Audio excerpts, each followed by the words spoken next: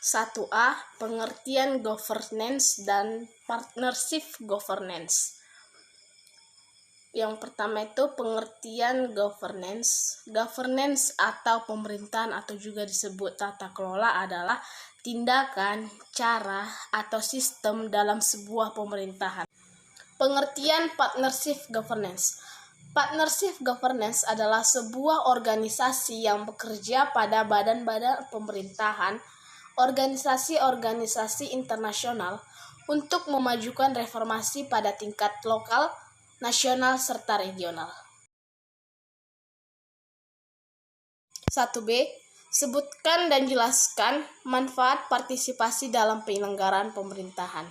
Yang pertama, menjadi proses awal dalam keberhasilan suatu pembangunan. Yang kedua, memenuhi kebutuhan masyarakat serta tercapainya kesejahteraan masyarakat. Dan yang ketiga, memenuhi perekonomian masyarakat.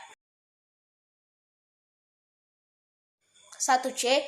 Bagaimana mewujudkan partisipatif berbagai aktor dalam penyelenggaraan pemerintah. Yang pertama, mengeluarkan informasi yang dapat diakses oleh publik. Dan yang kedua, mendelegasikan otoritas tertentu kepada pengguna layanan publik seperti proses perencanaan, penyediaan panduan kepada masyarakat dan layanan publik. Menyelenggarakan proses konsultasi guna menggali dan mengumpulkan masukan-masukan dari stakeholder termasuk aktivitas warga negara dalam kegiatan pelayanan publik. Sebutkan pengertian transparansi dan indikator yang digunakan untuk menilai penyelenggaraan pemerintahan yang transparansi dan akuntabilitas. Transparansi adalah keterbukaan dalam proses perencanaan, penyusunan, serta pelaksanaan anggaran. Indikator transparansi untuk menilai penyelenggaraan pemerintahan yaitu: yang pertama, keterbukaan proses penyelenggaraan pelayanan publik seperti persyaratan yang dibutuhkan, biaya yang dibutuhkan, waktu yang dibutuhkan, serta mekanisme yang harus dipenuhi. Yang kedua, kemudahan masyarakat serta stakeholder yang lainnya dalam memahami peraturan pelayanan. Yang ketiga, para pemberi layanan publik memberikan penjelasan kepada masyarakat mengenai biaya, persyaratan, dan waktu yang dibutuhkan agar masyarakat dapat melakukannya dengan taat. Yang keempat, memberikan informasi yang lengkap kepada masyarakat agar masyarakat tidak lagi bertanya-tanya kepada aparatur negara tentang mekanisme pelayanan publik.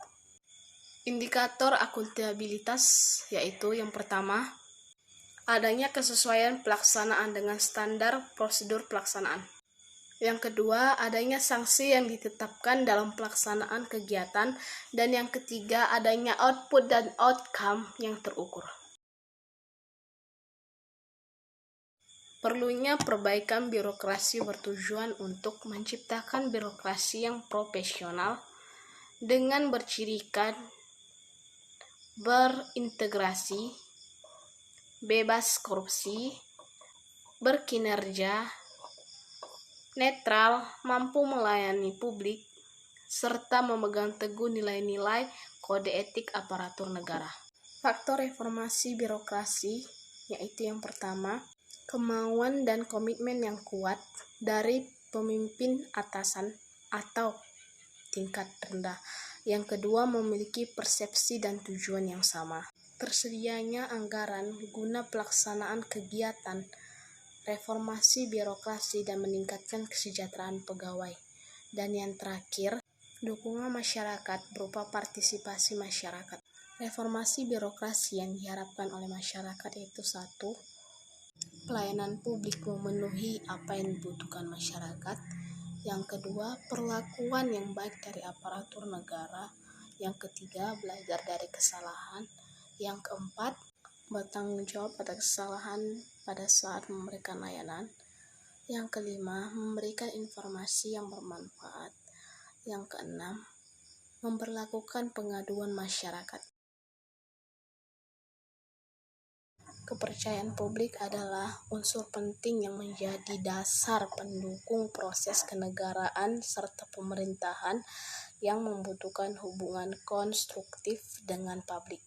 Etika publik yaitu yang pertama memegang teguh nilai-nilai dalam ideologi negara Pancasila. Yang kedua, setia dan mempertahankan Undang-Undang Dasar NKRI 1945. Yang ketiga, menjalankan tugas secara profesional dan tidak berpihak.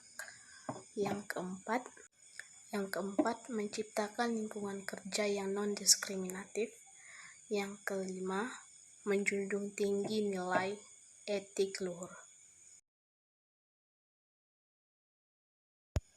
Patologi birokrasi adalah penyakit dalam birokrasi negara yang muncul akibat perilaku para birokrat dan kondisi yang membuka kesempatan untuk melakukan patologi ini, baik itu yang menyangkut politis, ekonomi, serta sosial kultur, dan teknologi.